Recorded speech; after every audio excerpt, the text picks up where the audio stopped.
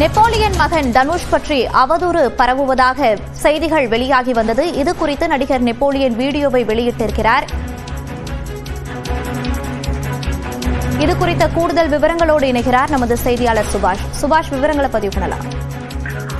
Napoleon மகன் குறித்து தவறான தகவல்கள் சமூக வலைதளங்களில் புகாராக சமூக வலைதளங்களில் பரவியது.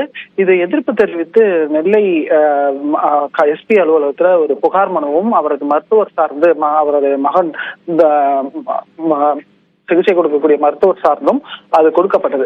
இப்படிப்பட்ட சூழ்நிலையில் தான் திருமதி கனிமொழி அவர்கள் ஒரு வார கால பயணமாக ஜப்பான் சென்றிருக்கிறார். நெப்போலியன் பல நாட்களாக பல மாதங்களாக ஜப்பானிலேயே இருந்து தன்னுடைய மகன் மற்றும் மனைவி குடும்பத்துடன் அங்கேயே வசித்து வருகிறார். கனிமொழி நேரடியாக அவர்களது திருமணத்தின் போது செல்லவில்லை. அந்த திருமணத்திற்கு செல்லாததால் தற்போது ஜப்பான் சென்றிருக்கும் பொழுது நெப்போலியன் குடும்பத்துடன் சந்தித்து அவர் மகன் மற்றும் மருமகளை வாழ்த்து தெரிவித்திருக்கிறார். அவரை பற்றி அவதூறாக பேசப்பட்ட சமயத்தில் அவர் பற்றி அவரது உடல்நிலை சார்ந்த விஷயங்கள் பற்றி சமூக வலைதளங்களில் தவறான தகவல் பரப்பப்பட்ட சூழ்நிலையில் தற்போது நெப்போலியன் தனது குடும்பத்தை சார்ந்து ஒரு முக்கியமான விஷயத்தை வீடியோவாக வெளியிட்டிருக்கிறார் என்பது குறிப்பிடத்தகுந்த ஒரு விஷயமாக பார்க்க வேண்டும். அதிலும் நீங்க அந்த காட்சியில பார்க்கலாம். அவர் மகன் மருமகள் மற்றும் குடும்பத்தாருடன் அவர் கனிமொழியுடன் சேர்ந்து எடுத்துக்கொண்ட புகைப்படத்தை தற்போது தனது இன்ஸ்டாகிராம் பக்கத்தில் நெப்போலியன் அவர்கள் வெளியிட்டிருக்கிறார்.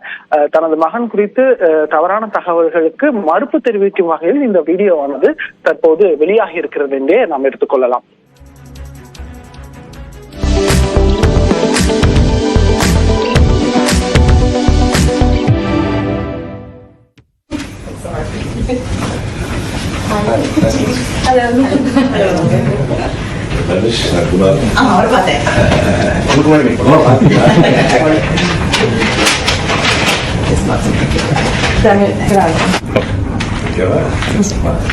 Maybe in 2 days இருக்குங்களா? யாவது லோக்கல்ல ஏதாவது யங்ஸ்டர்ஸ் முடிச்ச இடம் இருக்கும்ல. இவங்க பேசலாம் கேட்காதீங்க. அவங்க அதுக்கப்புறம் படிச்சாங்க. அது ரெண்டு குழந்தை பிறந்ததுக்கு அப்புறம் போய் டிகிரி முடிச்சு அதுக்கப்புறம் MBA படிச்சு. Like my husband's from Singapore.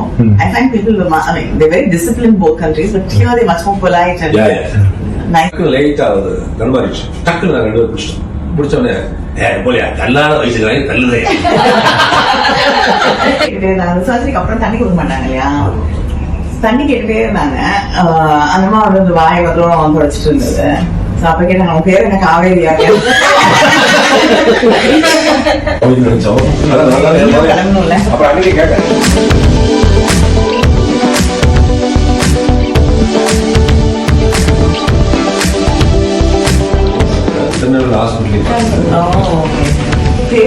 Ajay.